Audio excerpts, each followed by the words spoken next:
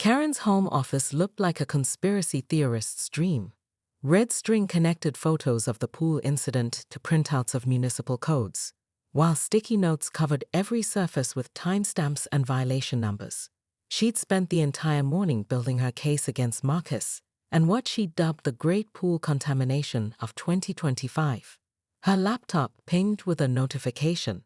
The HOA board group chat was buzzing. Dave, President. Karen, got your 17 emails. Maybe we should just let the guy finish his job. Susan, Secretary. Agreed. It's just routine maintenance. Karen's fingers flew across the keyboard with the fury of someone personally wronged by the universe. Karen, routine? The smell was a clear health code violation. I have documentation. We could face lawsuits if someone gets sick. Her phone rang. Marcus Chen's name appeared on the screen. Mrs. Whitmore? This is Marcus from Pool Maintenance. I wanted to apologize for this morning and explain what actually happened. Karen put him on speaker and hit record. Go ahead. The sewage smell was from a backed-up drain line that connects to the pool equipment. It happens sometimes when there's heavy rain. I was already fixing it when you arrived. The pool water itself was never contaminated. So you're admitting there was a sewage problem on HOA property?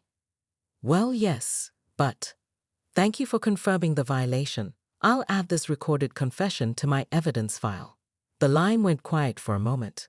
When Marcus spoke again, his voice was different, tired, but with an edge Karen hadn't heard before. Mrs. Whitmore, with all due respect, I've been doing pool maintenance for 8 years. I know my job. Maybe you should trust the professionals instead of assuming the worst about everyone. Karen's grip tightened on the phone. Maybe professionals should do their jobs correctly the first time instead of creating health hazards. The pool is fixed. It was fixed by 10 a.m., just like I told you it would be. You can come inspect it yourself. After hanging up, Karen stared at her wall of evidence. Something about Marcus's tone bothered her, not the words, but the underlying confidence. It reminded her of her ex-husband's voice during their divorce proceedings, that insufferable certainty that he was right and she was being unreasonable. She grabbed her testing kit and headed back to the pool. The water was crystal clear, properly chlorinated and odorless. Marcus was gone, but he'd left a detailed work order on the equipment shed door, complete with before and after photos of the repair. Everything looked professional, thorough, competent. Karen photographed the work order anyway. Evidence was evidence. Her phone buzzed with a text from her daughter. Mom, please tell me you're not going viral again. Confused, Karen opened TikTok. The video had 50,000 views and climbing. Her morning performance was set to dramatic music, with text overlay reading, "When you've appointed yourself pool police." The comments were less than flattering. But as Karen watched herself on screen, something unexpected happened. Instead of embarrassment, she felt a strange sense of validation. These people didn't understand. They hadn't spent years watching property values decline because of negligent maintenance and lax oversight. Someone had to maintain standards. Her phone rang again. This time it was Dave from the HOA board.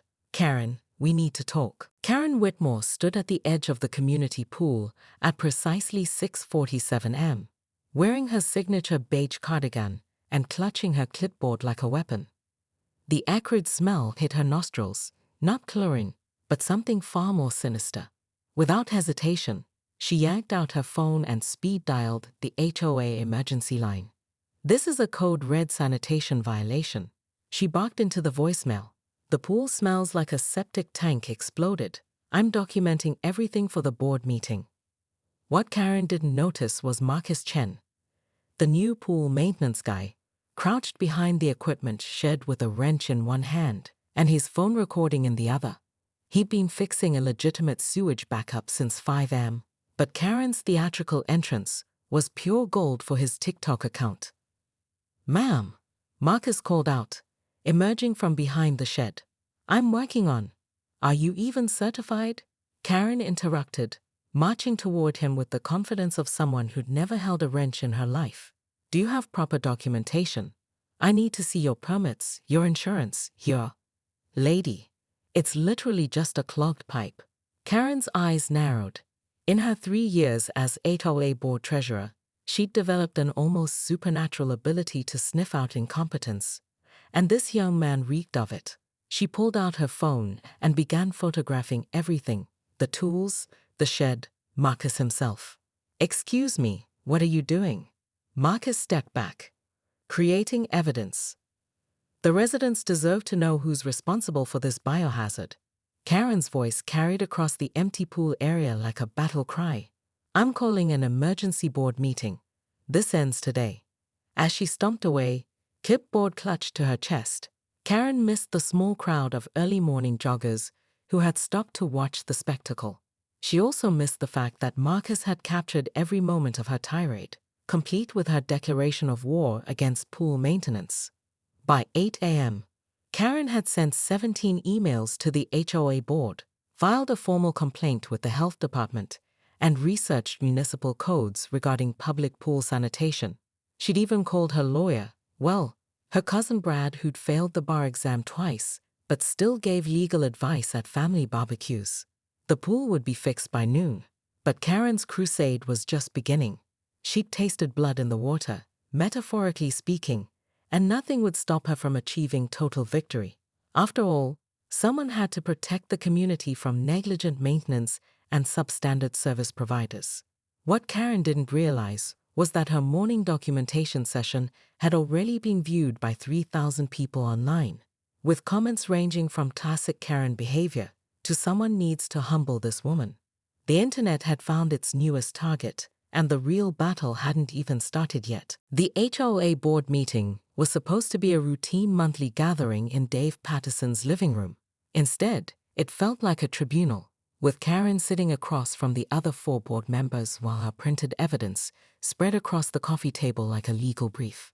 50,000 views, Karen, Dave said, holding up his phone. 50,000 people watching our HOA president have a meltdown over pool maintenance. "I am not the president," Karen corrected. "I'm the treasurer, and it wasn't a meltdown. It was proper documentation of a health code violation." Susan Martinez, the secretary, leaned forward. "Karen, Marcus fixed the problem in 4 hours. You've spent 3 days turning it into a federal case. Because someone needs to hold people accountable." Karen's voice rose. "That's what we were elected to do. Protect property values and community standards.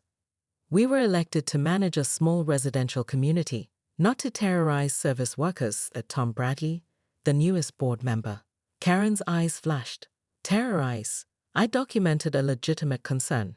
If that makes me the villain, so be it." The room fell silent. Karen had expected pushback, but not this, not the way they were looking at her like she was the problem. She'd spent countless hours volunteering for this community, reviewing budgets, organizing neighborhood cleanups, enforcing rules that kept their property values stable. "Maybe," said Dave carefully, "we should consider whether your approach is helping or hurting the community." "My approach?" Karen stood up, gathering her evidence. "My approach is the only thing standing between this neighborhood and chaos. You all want to just let things slide, let standards drop, let people do whatever they want." "Karen, please sit down," Susan said. "We're not attacking you." But Karen was already at the door. "No, you're just questioning everything I've done for this community for the past 3 years. You're choosing some random pool guy over someone who actually lives here and cares about maintaining standards." She paused, her hand on the doorknob. "You know what? Fine. Handle it yourselves. See how well your laissez-faire attitude works when we're dealing with real problems." Karen left, but not before hearing Tom mutter, "Maybe we should have called for her resignation months ago." Driving home, Karen's hands shook on the steering wheel. The comment stung because somewhere deep down, she knew it wasn't entirely unfair, but she also knew something the others didn't, something she'd discovered during her investigation that changed everything. Her phone rang. "Marcus Chen again. Mrs. Whitmore, I wanted to thank you." "Excuse me." "Your complaint led to a full inspection of the pool system. Turns out there's been a slow leak in the underground drainage for months. If you hadn't raised such a stink, it could have caused serious foundation damage to the clubhouse." Karen pulled over, her mind reeling. So there really was a problem. A big one. Your instincts were right, even if your methods were intense. The HOA just approved a $20,000 repair job. You probably saved them twice that in potential damage. After hanging up, Karen sat in her car for 20 minutes, staring at her phone. The vindication felt hollow somehow. She'd been right about the pool, but wrong about Marcus. Right about the problem, but wrong about the solution. Her phone buzzed with a new TikTok notification. The video now had 200,000 views, but the comments had shifted. Someone had posted Marcus's update about the leak, and suddenly Karen wasn't just pool police. She was the woman who'd uncovered a potential disaster through sheer stubborn determination. But as she drove home, Karen couldn't shake the feeling that being right wasn't the same as being effective. And somewhere in the space between vindication and isolation, she began to wonder if there might be a better way to protect the things she cared about. Karen stared at her laptop screen, cursor blinking in the empty email field. She'd drafted 17 different apologies to Marcus Chen, each one deleted before sending. Outside her window, she could see neighbors using the pool, the same pool that was now properly functioning thanks to the repairs her complaint had triggered. Her phone buzzed. A text from her daughter. Saw the update about the pool leak. Mom, maybe you were right for the wrong reasons, but you were still right. The validation should have felt better than it did. A knock at her door interrupted her thoughts. Through the peephole, she saw Marcus Chen standing on her porch, holding a clipboard and wearing a nervous smile. Mr. Chen, she said, opening the door. I wasn't expecting. I wanted to talk to you in person. About the pool situation. Karen gestured for him to come in, noting how he wiped his feet carefully on her doormat. A small courtesy that most service workers skipped. Mrs. Whitmore, I owe you an apology. When you first complained, I thought you were just being difficult. But your persistence led to finding the major problem that could have cost the HOA serious money.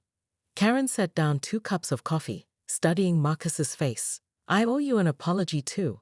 I assumed you were incompetent instead of asking questions first. Why? Marcus asked.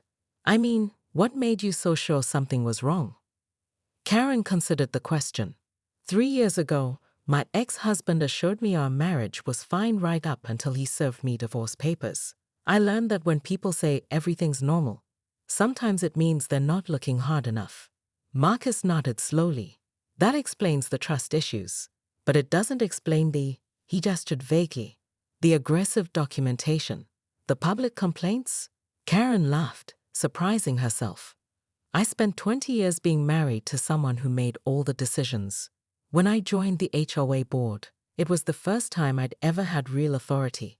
Maybe I got a little carried away with using it. A little? Okay, a lot. But Marcus, that leak really could have caused foundation damage. Even if my methods were over the top, the result was necessary. Marcus pulled out his phone. About that, the viral video situation. I started it, but I want to help fix it. I've been thinking about posting a follow-up explaining what really happened. Karen shook her head. Don't. Let it stand. Maybe people need to see what happens when someone cares too much instead of too little. You're not embarrassed. Karen considered this. Embarrassed? Maybe. But I'd rather be known as the woman who cares too much about community standards than the woman who watches everything fall apart and says nothing. They sat in comfortable silence for a moment before Marcus spoke again. The board is meeting tomorrow to discuss new maintenance protocols. Dave asked if I'd attend to give a professional perspective.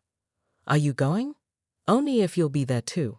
I think they need to hear from both of us, the person who spotted the problem and the person who fixed it. Karen looked out her window at the pool, where a group of teenagers was playing volleyball in the late afternoon sun. Their laughter carried across the courtyard, mixing with the sounds of life in a well-maintained community. I'll be there, she said, but I'm bringing a shorter clipboard. Marcus grinned. Deal. And Mrs. Whitmore? Next time you spot a problem, maybe call me directly first. I promise to take you seriously. Only if you promise to explain what you're doing instead of just saying routine maintenance. Fair enough. After Marcus left, Karen returned to her laptop. This time, she knew exactly what to write. Not an apology email, but a proposal for the board meeting. A new protocol that balanced community oversight with professional respect, thorough documentation with reasonable communication.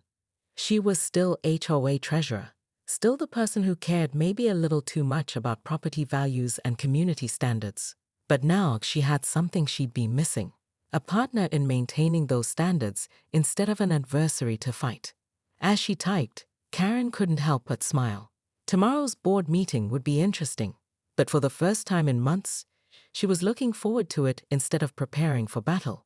Outside, the pool filter hummed quietly, efficiently, properly, the sound of a community that worked because someone had cared enough to make sure it did.